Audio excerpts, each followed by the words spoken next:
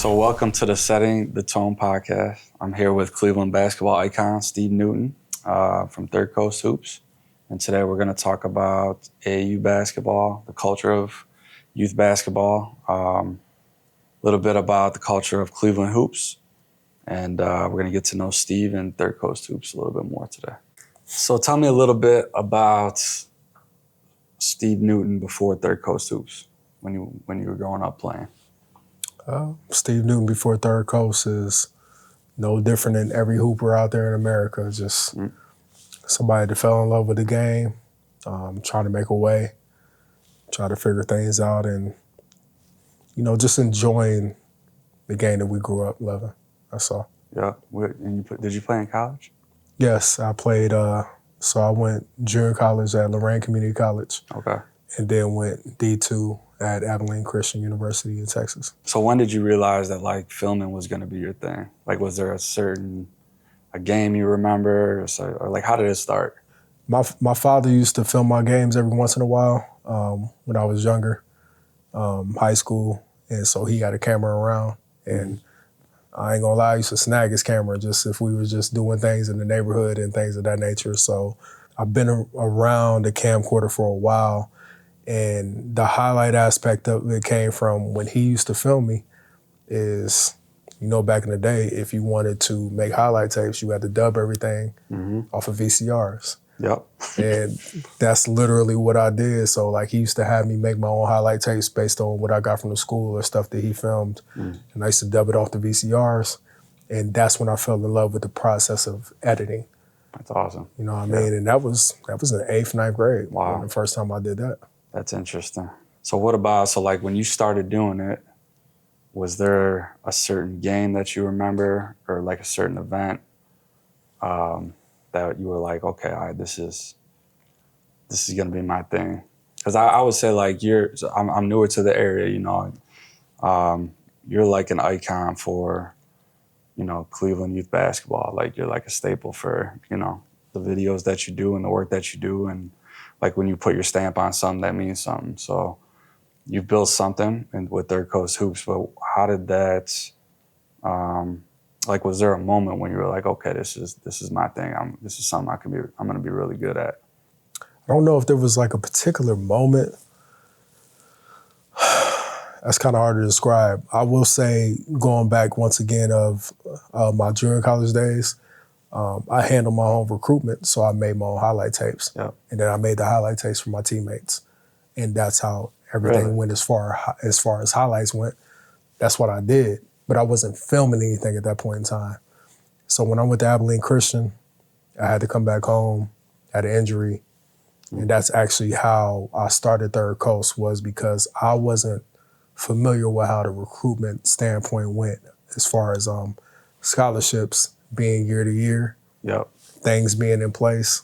I never knew that existed. And when I came home, I was like, I'm 20, 21 years old. I need to educate everybody else on how this process really works, because coming up as a kid, I thought if you went to Duke and you signed a scholarship, you was there for 4 years. Yeah. Wow. Never knew that's not how it worked. I never knew it was year by year. Yeah. So I came home. One of my old high school teammates and friends, Dan Bieber, he was doing something in the recruitment space a little bit, and he had a camera. And I asked him if I can borrow it just to get some reps in of filming at Lorraine with some of my former teammates that were still there. And I filmed them. Footage was horrible because I didn't know what I was doing at all. But it was then where I realized that was still what I wanted to do from a viewer standpoint, because we're used to everything just how it looks from up top. Yeah. You wanted to look a certain way. And that's literally how I started. It was just filming stuff at the junior college level. Filming games at Lakeland and Lorraine. Those were the biggest things I did early on. What I heard is that stemmed from a passion to educate people. Absolutely. Because it's something that happened to you. And it's I'll get a little spiritual now, but I believe that God takes our biggest struggles and he can use it for such a good purpose. When we take it and run with it in that way, that happened in my life. I got injured and struggled with some things, and now I'm able to take that and kind of pour that into kids. Like my passion for Playmaker is really to have a platform to help kids in their life, you know. So I can relate to that, and I think that says a lot about why you're so successful, because it stems from a good why, and that's really interesting. Obviously, I didn't know that. So, Yeah, full-blown purpose, man. Yeah, Because God doesn't make any mistakes. So no, I always tell people all the time, I'm like, if things went the way they were supposed to do at school, then there would be no Third Coast. yeah, But because they went that way, man, that's why we're here. damn, that's crazy. Yeah, man. Yeah, same with Playmaker University. Like if I didn't get injured and my career come to an end and go through what I went through, then I wouldn't have had the passion to start Playmaker and all the things that led me to Cleveland, you know, which you probably don't, you know, it's crazy, but that's powerful stuff. I love hearing that. So how much like exposure, obviously you do this now and you give kids really good exposure. And I think that comes from two aspects. One, it's the video work. So it's the talent and the, you know, the professionalism of how you do the videos and break them up. And then second is because you have a platform that you have a following. So when you put it out there, now people are seeing it and it's helping kids get exposed. I believe AAU, that's what it's really meant for. So part of a Playmaker is the AAU part, the travel teams. And when I was growing up, all that was really meant for was to get kids exposed, to get them out there to be seen, get them out of their area, and to get them help recruiting. So I'm a big believer in what you do, and I want to, you know, that's a partnership that I think is important for the AAU part of my program, to help these kids get to the next level, because we have a lot of talent. I want to help them get scholarships and open up avenues in their life. But all that to say, like, how important do you think exposure is for these kids at a young age? Like, do you think that helps them when they're in 6th, 7th, 8th grade? Gets them. See, I think we're starting to show kids how to build their own brand at a young age. They're growing up a lot faster, and I think part of the exposure part is teaching them how to deal with some of that stuff. But what is your take on that? Because I get asked that all the time. Like, I believe 100%. It's a fine line because you'll have people that are going to ask, what's the point of exposure at that young of an age? Yep. But the climate of how basketball is now helps them deal with, and this is when the parents come into play, or whatever. It's the marketing aspect of it. Yeah. You know what I mean? So it's just putting your kid out there early, and at the end of the day, all that matters is if the work matches the marketing, then everything takes care of itself. If the marketing does not match the work, then yes, when they're in 10th or 11th grade and looking back at it, now they're just memories that you had when they were younger. Yep. So now that's when everything has to go hand in hand of when it matters. So, but it matters because the climate of basketball has changed so much that, yeah, we need to see what somebody's doing when they're in 5th, 6th, or 7th, 8th grade. Yeah. Like grassroots is very important right now. Yeah. Very important. Yeah, I agree with that. So what do you mean by the marketing can you give me an example? Like how we're taking your work and exposing the kids with it? Is that what you mean by that? Yeah, because everybody has their eyes on what's next. That's just what's now. Yep. You know what I mean? So you have to adjust with the time because people didn't care about that before. Yep.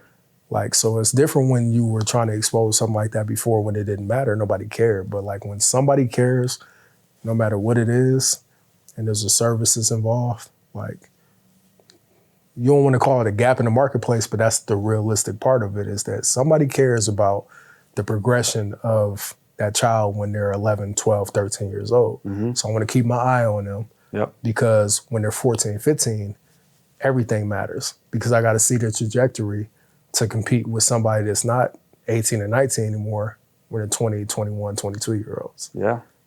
So that's why it's important. I mean, I've heard college coaches, I've heard NBA execs say that, like, when they're looking into who they're going to bring into their organization or program, like, they dig deep into their past as far as, like, their AAU programs, they talk to their AAU coaches, they talk to their high school coaches. They want to know about the person because, that's going to determine their character, and that's going to determine how they are in their program. So, Absolutely. I guess to your point, having those videos, having some of that, that's evidence. That's evidence without just word of mouth. It's here, look at how here's some film from when he was in 5th grade, 6th grade, 7th grade, and they can see it. So that's a good point. So do you think social media has helped or hurt young players? I mean, it's both. Yeah. I mean, it's both. The social media, especially for the players that are a little more highly touted, it just makes an unfair draw sometimes. You know what I mean? So when social media is taken to, there's two different avenues. When you're taken to comparing somebody to somebody they have no business being compared to, when they're 11, 12 years old, you already set the bar incredibly too high for somewhere they can't touch. Yeah, you're setting them up for failure. You're literally setting them up for failure. Yeah. So if they fall off, then you're like, oh, they were a bust. And it's how do you call somebody that's a teenager a bust when you put the label on them that was unfair in the first place just because of how they're built and how they play? I agree. That doesn't make any sense. So, and then the plus side of it is just the marketing, the promotion, and just so that you have eyes on them. And it's somebody that it won't really fall through the cracks if they do what they're supposed to do, no matter what. But yes, as far as the bad part of social media, stop setting unrealistic expectations on kids. Bottom line. I agree with that. We can't do that. I agree with that. How could you be a bust if you never made it? You can't. That's too much pressure on a kid, and that's what I said about the rankings. We talked a little bit about that last week or 2 weeks ago, and it's ranking a kid. I think that's setting unrealistic expectations. It is. The national rankings is not national rankings. You're not seeing every kid in the country. They have no idea what's out there. The point of AAU is to get them out there so they see that they're not the only one that's like them. Correct. And that you tell them they're number 1, number 2 in the country. It's that is completely unrealistic expectations on that kid. Yeah. It's the same concept, Yeah. You have filmed some kids when they were young that are now or went on to play in college, went on to play pro probably. Mm-hmm. Did you know it at that time? Could you tell? Can you see it? You definitely know when some guys are going to, at the end of the day, when they're going to have a chance to play in college, for sure. Okay. I'll be real. There's only one kid, he ain't a pro yet, but there's only one kid I've ever watched, and I'm I saw him at a young age and knew he was going to be pro. It's Darren Peterson. I just seen Darren Peterson since he was 10, 11 years old, and I saw him at that age, and I was yo. Really? I was yo, he moves like a professional basketball player. It's crazy. Wow. And we all know where he's going to end up at, but that's a once in a million thing. That's just the same as when that LeBron video keeps surfacing right now. You saw him at 12, you probably knew you know what I mean? So, but you know when certain kids have a certain skill set at a certain age, that if they keep going around the same path, that they'll have a chance. Yeah, for sure. But we've been around long enough also, when you get back to the rankings thing, is we've known plenty of guys that was good in middle school and didn't pan out to be anything in high school at all. Yeah. And I think some of that hurt them. I do. Because it's human nature. When you feel like you're at the top, you're not going to work as hard as when you don't. And you're not developing the things that you need to develop. There's a certain level of humility, even when you have the utmost confidence, that you need to keep driving. And when you're being told constantly that you're the best of this, it's going to hurt you. It's going to hurt most people. I do know some kids that were ranked and it didn't pan out, and I think that type of stuff hurt them. Yeah. That's why I'm so against it. I'm not big on rankings at all, man. Yeah. At all. Do you think youth basketball in general is getting better or worse from when we were growing up? And I guess that's twofold. The kids, the players, the talent level is one, and then just the culture of it is the second part. I'll go culture first because I feel like that's most important. I feel like the culture part of it is worse. Yeah. Because you don't have enough programs and people in place that yourself that are focused on all the right things to make things move, and the moving pieces how they're supposed to go, man. AAU, especially from when we came up, it's such a money grab now, man. Yeah. Like, it's not a secret. So when people are not operating with the right ethics because they know that there's a means to an end of profiting off of kids, oh, your kid got cut from this team, well, we'll start a team. Yeah. Oh, my son got cut from this team, we'll start a team. Yeah. Like, that's the revolving door to AAU, which we knew when we was coming up. If you weren't one of the best, or even in that second tier where some other teams were going on, like, you couldn't play AAU, and that's fine. That just means you went to the park and you worked on your game. Yeah. But them days is over with because now everybody gets a medal. Yep. So that's what AAU is now. So the culture of AAU, no, I think it's horrible. You know what I mean? Because you'll go to a tournament with 300 teams and you know there's not that many players that are that good on 300 teams. And I kept it low there. You know it's 300 per division. Like, it's crazy. It's crazy. No, I'm extremely passionate about it because, I'm always careful about what I say because I don't want to tell someone how they should make a living. Correct. But it has become a business. It's a business. And it's a big business. And I don't think it's right because we're not selling cars. That's my example. We're dealing with kids' lives. Like, the platform of youth sports can change the trajectory of a kid's life, not just in that sport. His confidence, how he conducts himself around his peers at school. Like, you know that sports is a platform to give you confidence, and that transcends in the rest of your life. You know, you get on a team, and AAU was one aspect, but when you didn't play AAU, you went to the park and you still had fun with your friends, or you got into a park district league with a bunch of kids that were your level, and you had a good experience, and you had the type of experience that was necessary for that kid that wasn't ready for AAU. Now those kids are going on teams because some of these programs are just getting as many teams as they can. They're getting beat by 40, 50 points. They're having a terrible experience, and that's hurting them in life. They feel like they're not good, I think. Maybe not all of them, but a lot of them. And someone's making money off that. So I get really passionate about that. I'm totally against it. Now there's other avenues of youth sports where you can make money. There's camps, there's training, there's in-house programs. Like, you can do it the right way. Yes, sir. You don't have to have 50 AAU teams charging everybody $800 to $1,000 a kid to make that money. You can do it in a different way. So I'm really against it. I was just watching a video of a psychologist, and he was asked about youth sports, and the word he used is, it's dangerous today. And he said, because you're putting these kids with some coaches that are unqualified to handle the emotions and the mental capacity and well-being of a child. And that platform that you're giving that coach with your child is shaping him in other aspects of his life, kind of what I was just talking about. And I was like, wow, that's powerful, but that's so true. That's dangerous. So absolutely, 100%. That part of the culture is like, it drives me so much to like want to grow Playmaker University and start doing more things with it, to have those in-house leagues for those kids and give them good experiences, and to get AAU back to where it used to be. It's for the top echelon, and where the other kids don't see that as an insult. It's like there's a place for those kids, because how many kids do I know that when I was growing up, they weren't that good in 5th, 6th, 7th, 8th grade, and they were tremendous high school players because they were where they were supposed to be. Now those kids in today's age, their confidence is getting crushed. They don't even play. They don't even try out in high school because they grew up in an environment where they were just, no success, no confidence was ever built into them. Yeah. So the amount of AAU teams I see personally that I know that kids don't play on their high school teams. Yeah. It's crazy. That there was not a chance for that to exist before. Yep. And that's where we're at now.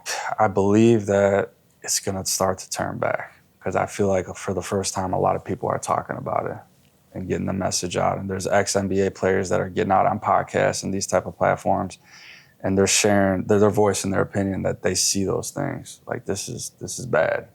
We got to fix this. We got to find. There's all these circuits and all these tournaments and all these teams, and we got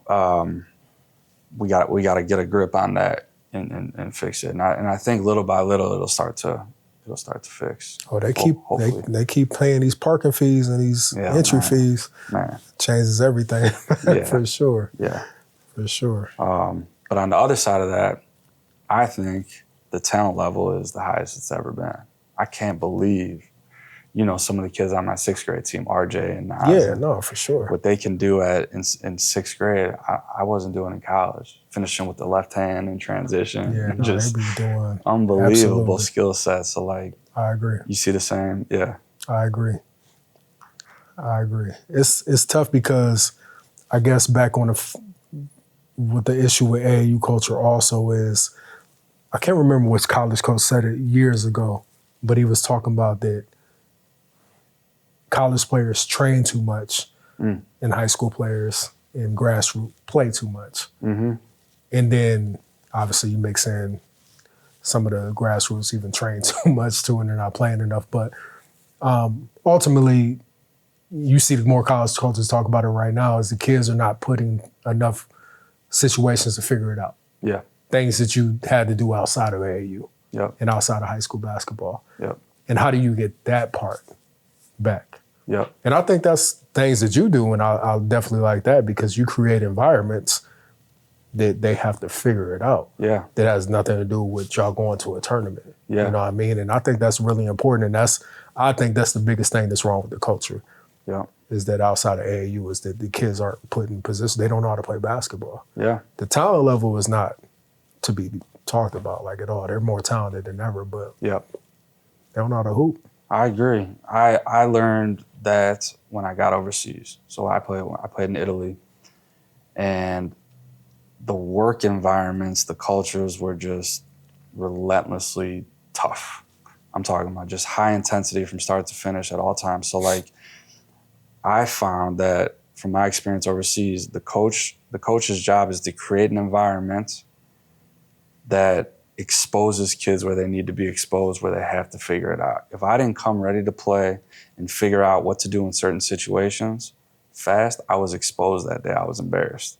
You have to figure it out. So my job as a coach and as someone that's building the program is to create these environments that are rewards the kids that are outworking the other kids, that are putting the time in, mentally and physically, and emotionally, paying attention to their emotions. We talk about that all the time. But it's really creating that environment. It's not the X's and O's. It's not the correct drills all the time and those breakdowns. Yes, those are important, but it's exactly what you said.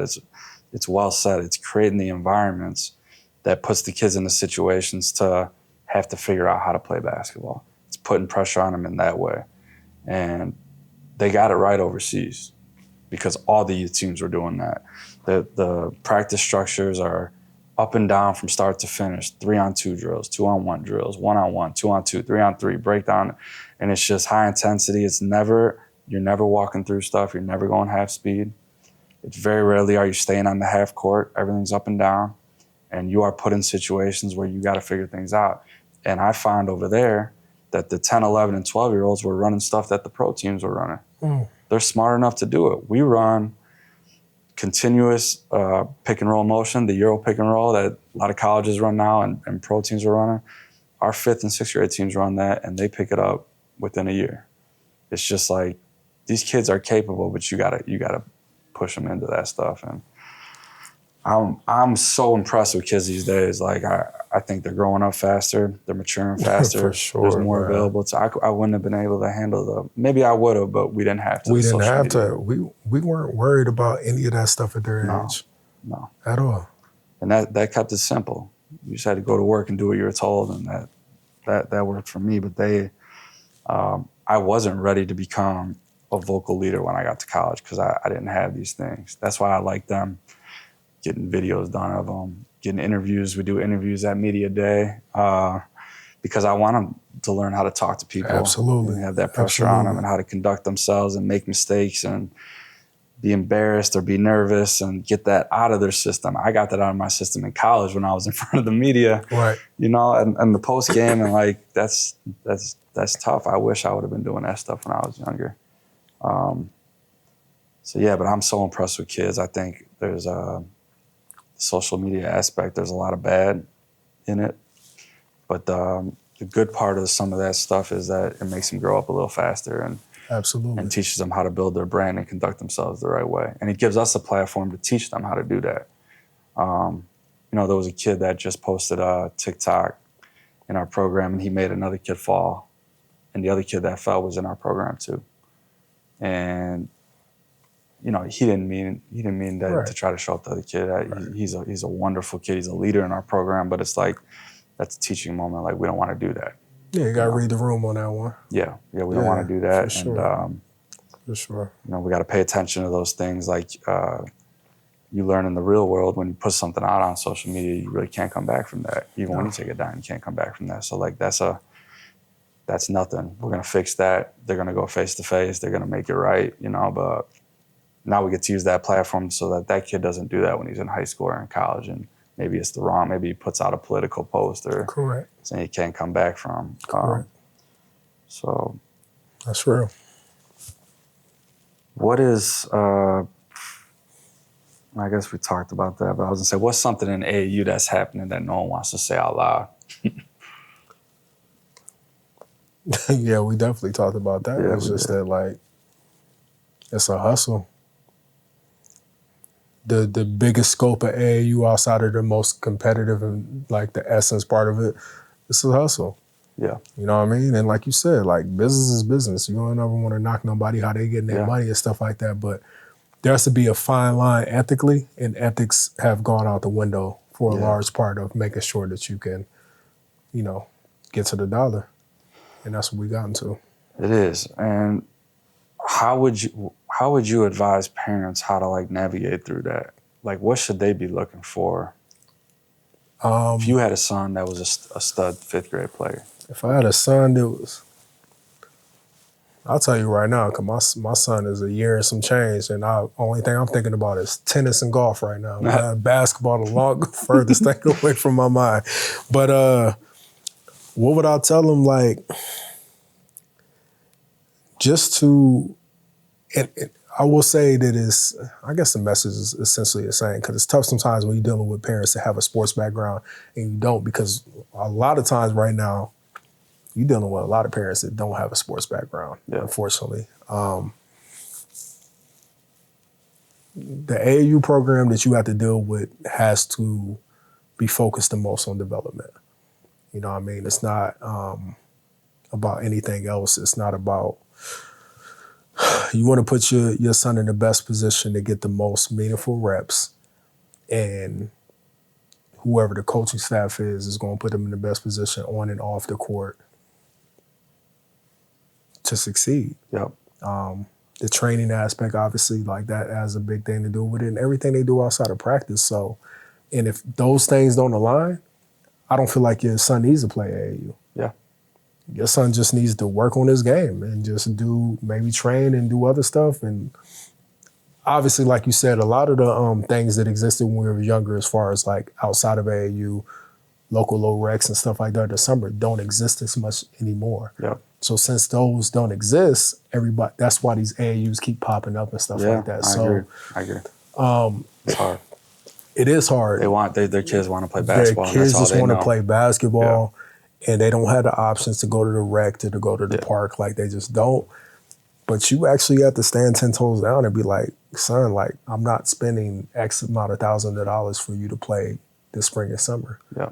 Because it's the way I started looking at it, honestly, is like I said, I still keep going back when we were younger. It's almost like it's replacing summer camps and Boy Scouts and all the other extracurricular activities that existed in the 90s and 2000s don't really exist right now. And you're sending your kid to get thrashed by 40 or 50 points for an experience with some of his friends or all this other stuff. And it's like, well, I hope they get something out of that. But I just don't feel like they do. Yeah. You know what I mean? So I don't know how you replace that, but my advice still is, if your kid is not ready at a certain age to do certain things and the program doesn't align, you have to keep them out of AAU. Yep. That's my opinion on it, for sure. And I think, so the thing I have the hardest part with is, I think parents get confused sometimes that programs that have teams that just win are the best programs. And our teams do. We have some talented teams. We win a lot. Absolutely. So I'm not saying like that against our program, but what I'm saying is there's programs that have kids that are reclassed and like they're winning, but they're not really developing. Correct. And how do parents try to figure out how to navigate through that? And that's why I want to do stuff like this, to start educating like what's important. And it's not always the team that wins the most is the right program for your son, or doing things the right way. I will never understand why tournaments in youth basketball have gone to grade-based, right? I believe it's because some big programs started reclassifying kids, and they got a lot of success because of that, and they don't want to reverse it back. But like, that makes absolutely no sense why AU tournaments are not by the They age. need to be age-based. When we were growing up, it was all by the age. Yeah. It makes absolutely no sense. And I think some programs get rewarded for reclassifying kids and looking like they're a better program than some other programs that are doing it the right way. I agree. So we gotta do a better job educating parents, and that's why your work is so important. It's helping programs like mine like get our brand out there and showing the stuff that we're doing, and so that we can tell our story too, because some of those other programs are good talkers. Absolutely. They're good talkers, and they're salesmen because it is a business, and it's a big business now. Big business for sure, man. So you're immersed in Cleveland basketball. I'm from Chicago, so I'm immersed in Chicago basketball, and I'm a big, we're a basketball city, but like, this is a basketball city too. Even though Ohio's known for football. Absolutely. I can't believe how much talent is in the Cleveland area. I'm so lucky. That's why I think it's another God thing, how I wound up here, and I'm so happy that I'm here and I have this platform now that I get to work with these kids from Cleveland, because there's a lot of talent here, and there's a lot of potential to help kids get to the next level and help shape them and things like that. But what to you makes this area so special, basketball-wise? I grew up here. I grew up in Lorain, Ohio. We like 30, 35 minutes west, but play our games in Cleveland, stuff like that. Yep. A lot of my family's from Cleveland, a lot of my friends from Cleveland. So I always felt like Cleveland was a place that was overlooked. And it's funny you bring up Chicago, because that's one of my biggest influences is growing up watching Chicago Preps. Okay, yeah. Yeah, no, I'm saying like that's literally like the vision crazy. is Chicago Preps, Yep. hoop dreams. Yeah. Like, we know Chicago is one of the meccas for basketball. Like, that's no secret, stuff like that. Yep. But for that reason, I still felt like everything in Cleveland was overlooked. You know what I mean? And obviously, like I said, when I came back from school, already did highlights, but I wasn't filming anything. And around the time I started filming is when Hoop Mixtape was popping. Yair's Finest, City League Hoops down in Columbus. Obviously, Ball's Life was starting to do some stuff. Okay, yeah. And I was like, I need to figure out how to capture what they capture, but just capture it in Cleveland. Yep. And that was literally the inspiration of how I even started Third Coast, is because bottom line, it was recruitment based no matter what. Yep. I want to produce highlights to help get everybody in our area exposure. That's awesome. But I wanted it to look how everybody else had things looking. And it was a small circle, because at that time, like, highlights and people filming was nowhere like it is now. You know what I mean? So that was the thing. I just wanted to expose what was going on out here in Northeast Ohio, between Cleveland, between Akron, Canton, Youngstown, all over. That was my main thing, man. That's good. I was already a fan. Now I'm an even bigger fan. Yeah, man. I prep hoops, and that's what I prep grew hoops up are on. my things, man. Every morning. Jason Straight, Curry. Oh my God. Man, I was watching everything, man. Come on. In Chicago, high school basketball is more than just a game. It's a dream that starts on the playground. Crazy. So like when I played AU, we used to play against Eddie Curry and Jason Strait's team all the time. All the time, for real? All the time, yeah. That's crazy, I got man. a bad memory about Jason Strait picking my pocket and then like shaking my hand. Did he get you at half or did he get you at Got me on a quarter? 1-3-1 trap. Okay. And my dad called a 3-man weave play and like dribbled me right into the trap. I still remember it to this day. I got picked. He got an and one. He shook my hand after. Oh my God.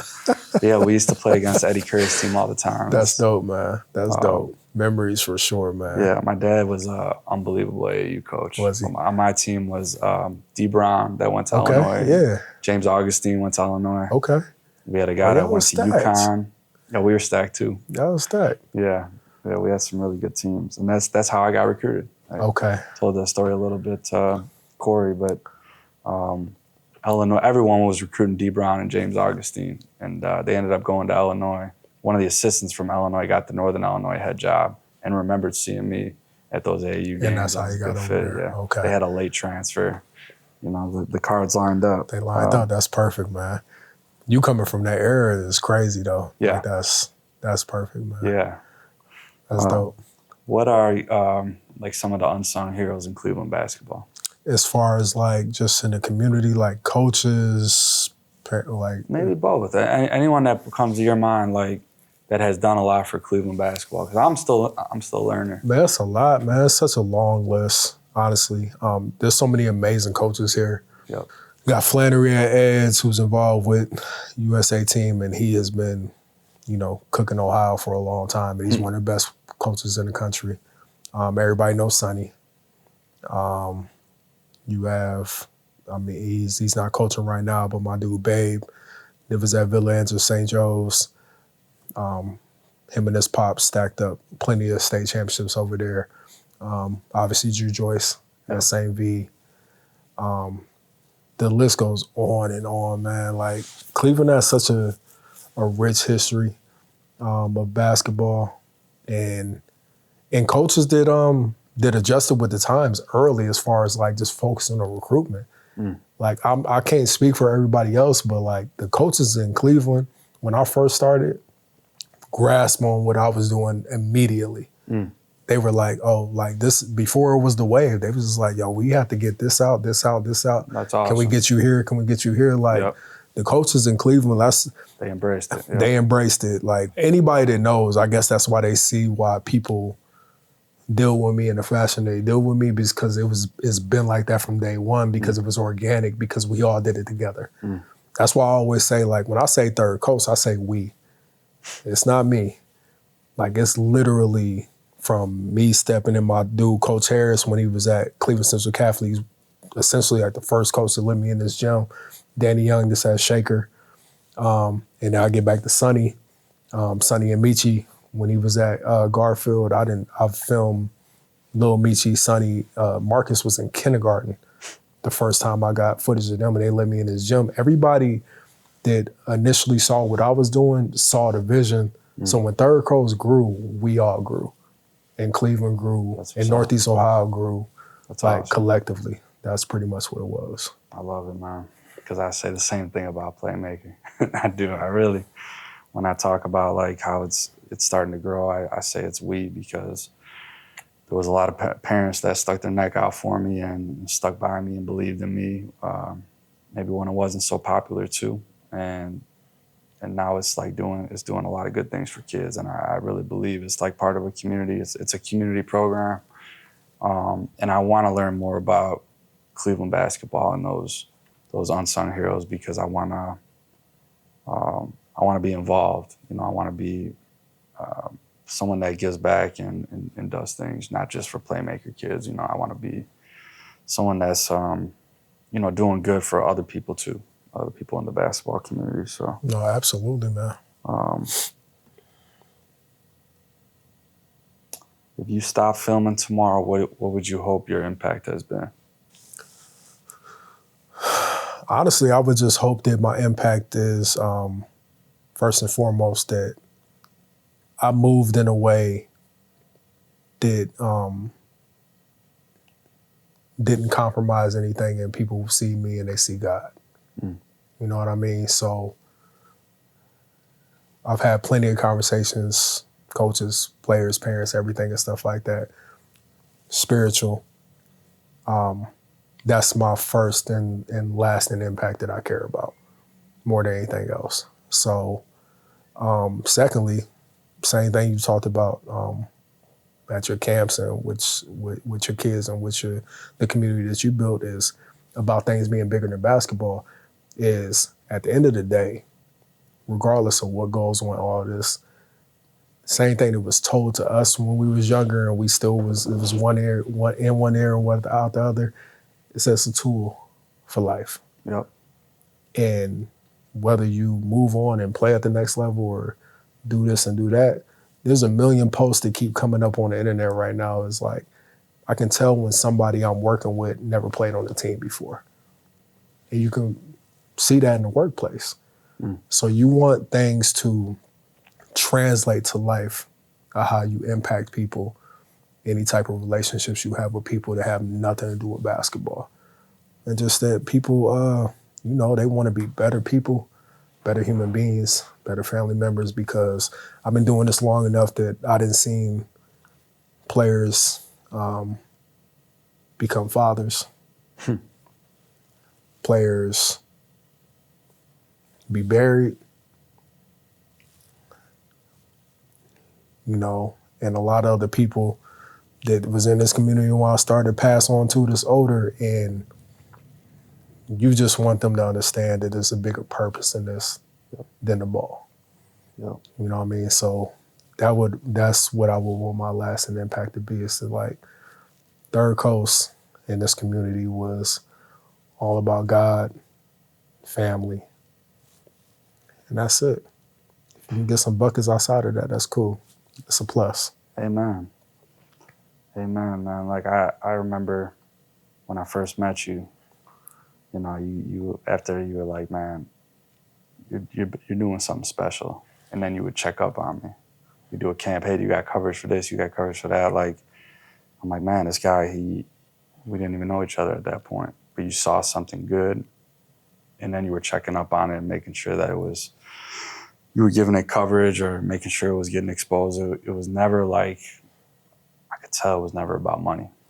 You were worried about the kids. You saw that maybe like we were doing something good for kids, and you wanted to make sure that was getting exposed the right way. And that I saw that right away. And that's, man, I can feel that from you. I can feel that, especially getting to know you more. That's amazing. Like, obviously when we get older, we learn in life it's not about us.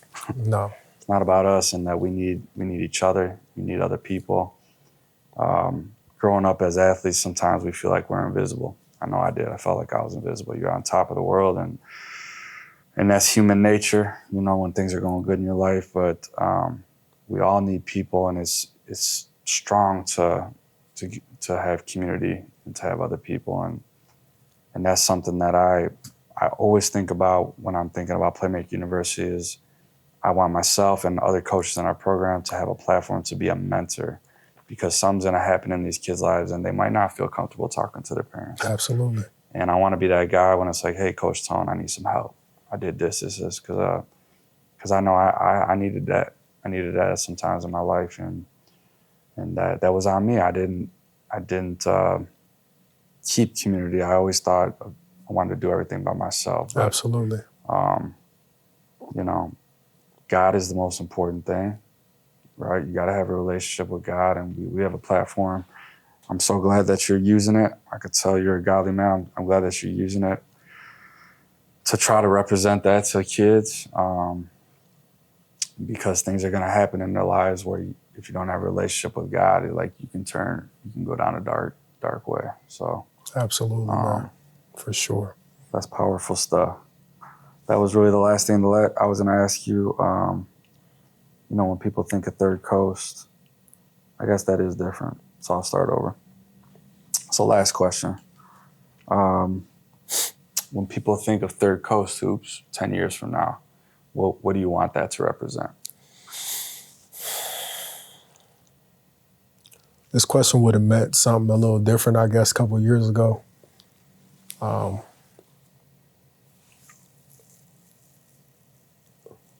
When I started Third Coast, like I said, it still stands the same as all, but it was always recruitment based no matter what.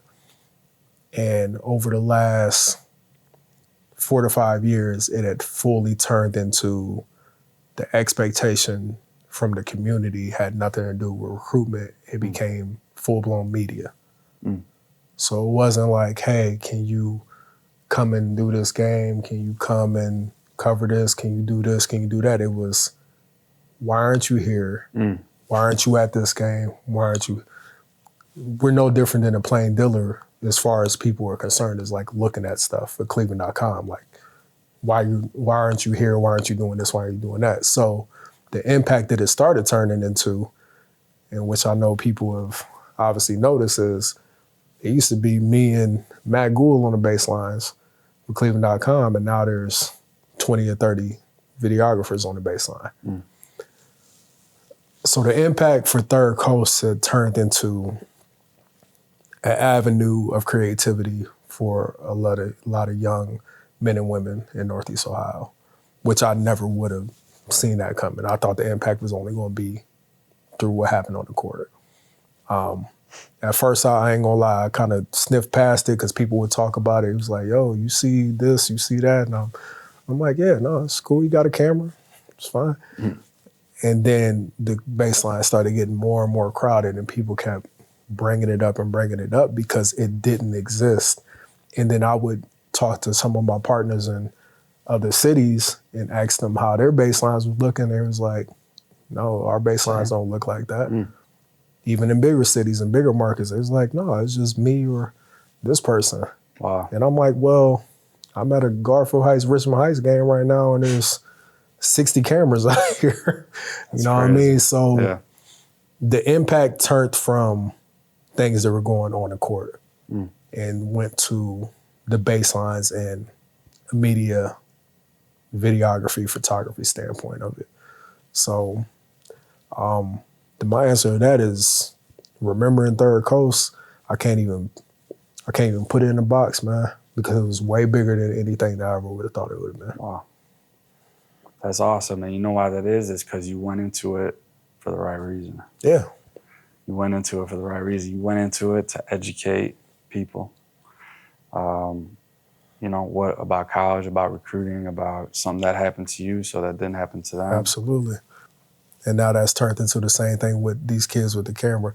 Like what you was talking about earlier, like as far as the money grab, I talk to a lot of these youngins now, and I tell them, like, hey, like, you have to get your money and get your worth. Because if people are requesting you for a service, you have to get paid. Yeah. But at the same time, don't feel entitled to anything. And you have to put the work in to get to where you want to go for whatever your goals is. And you should still be out here trying to bless people. Yeah.